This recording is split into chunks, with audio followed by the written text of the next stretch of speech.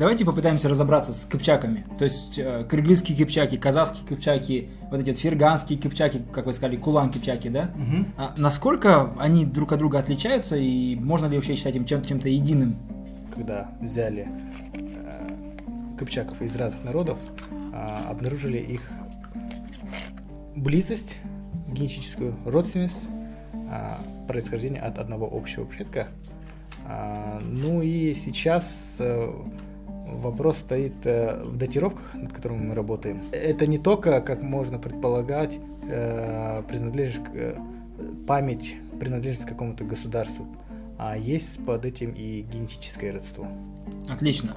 Ну, тут я могу продолжить. То есть, на самом деле, когда мы говорим про кыпчаков, это, безусловно, народ, который имел большое количество разных групп.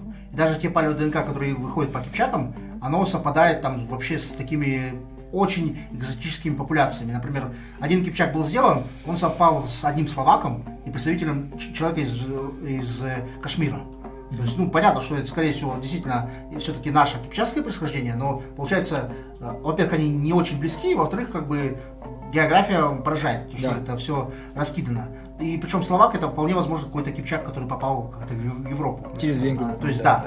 Это вот как бы... И второй там человек, он немножко еще дальше находится. То есть, те палео-ДНК, которые мы имеем, они очень интересные. Но причем еще вот есть кыпчак вышел, по палео-ДНК он вышел, и выпадает вообще к каракалпакскому кыпчаку один в один. То есть они одного субклада, даже условно сказать, можно сказать. И там абсолютно разные гаплогруппы. То есть, например, вот эта R1b гаплогруппа, которая есть среди кыпчаков, это одна из 3 или 4 даже гаплогрупп кыпчаков, которые есть среди казахов. Она доминирует больше 50%, но она не одна.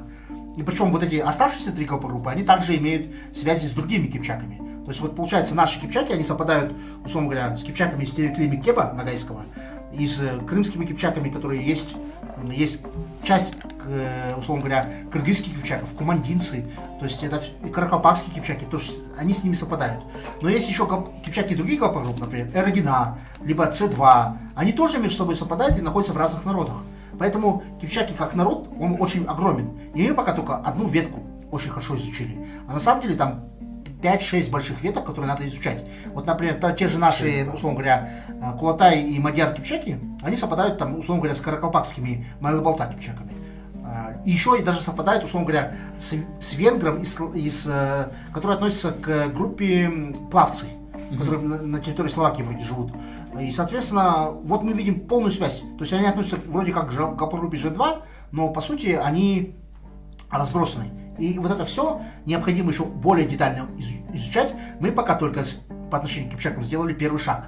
И пока еще первая статья у нас только в процессе написания. Сегодня про венгров и казахов и про их родство мнимое, либо же реальное поговорим обязательно. А что касается кыпчаков, мы можем... В прошлый раз вы упоминали, что кыпчаки, по крайней мере женская часть этого суперплемени, оно стало основой вообще казахского народа будущего. То есть это касается всех казахов? Ну да, в принципе, если мы возьмем вообще, мы сейчас говорим про Y-хромосому, но по сути, если мы возьмем аутосомы, то казахи, они все едины с точки зрения аутосом. Да. То есть наши отличия, они вот такие стилистические, то есть по Y-хромосоме всего лишь. А по аутосомно, вот как вот Максат делал большой анализ, что аутосомно казахские рода отличаются меньше между собой, чем те же самые башкирские рода. Причем башкирские рода вроде географически более локальные живут, а казахские очень сильно разбросаны. Но аутосомно мы более едины, например. И поэтому как бы мы говорим о том, что казахи аутосомно едины, просто различие идет по Y-хромосоме, которую мы исследуем. Отлично, аутосомно едины и непобедимы. Что касается вообще кыпчаков, то есть мы, когда говорим про кыпчаков, мы начинаем их историю когда? После распада тюркских каганатов? Вот это большой вопрос на самом деле, потому что есть версия, которую выдвинул Клишторны. И из-за того, что у него огромный научный авторитет, эта версия стала доминировать, причем очень хорошо. Это версия о том, что кыпчаки это племя Сианьто, которое было еще известно, условно говоря, с гунских времен. То есть там было племя одно Сея, другое Яньто, оно объединилось и стало... Как Буда и Пеш стало Будапештом, да. И фактически оно воевало с уйгурами за доминирование, условно говоря, в этом каганате, который мог стать сианьтойским каганатом или уйгурским.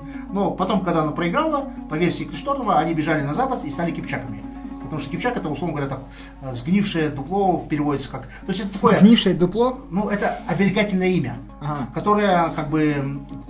То есть часто вот у казахов было так, называли так не очень хорошо, для того, чтобы как бы его судьба оберегала. Поэтому как бы вот такой момент. Но это одна из версий, то есть еще другие версии. Ну вот Екапшак. Ну да, Екапшак. Но здесь, например, если брать та же самая древняя ДНК, и вот на ту гаплогруппу, которую мы сконцентрировались, у кыпчаков, которая там почти половина встречается, Радимба М73, ну там есть наша субветвь, и с территории Казахстана, например, образец культуры Ботаю, который относится, у него же тоже относится к М73,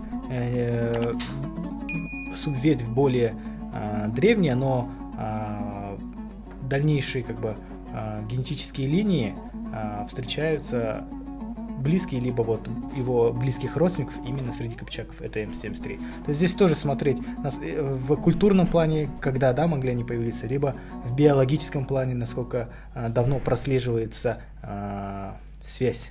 Ну, тут еще такой момент. Вот когда мы говорим про эти названия, вот то, что я уже говорил по уйгурам, оно применимо и к кипчакам, и мадьярам. То есть, условно говоря, уйгуры одно из 10 племен или 9 племен, которое из-за того, что победило, навязало всем остальное название уйгур. То же самое монголы. Оно одно из таких племен, которое было там, оно победило, оно и найманов, и жалаиров стало потом называть монголами. И то же самое, например, те же самые мадьяры, которые мы в Венгрии называем, мадьяр это сейчас само название. Но мадьяр это одно из 10 племен. Там было 3, условно говоря, в кавычках, мадьярских племени, у которого у каждого было свое название, и 3 кабарских племени, то есть это тюрки по происхождению. И из-за того, что мадьяры стали правящей династией, они всем навязали это название. И то же самое по кипчакам. Мы видим, что вот кимаки были, потом сразу становятся кипчаки. А почему? Потому что кипчакская династия стала доминировать, и оно, это название, то есть население не поменялось, но это название оно стало присоединяться ко всем тем людям, которые подчинялись этому.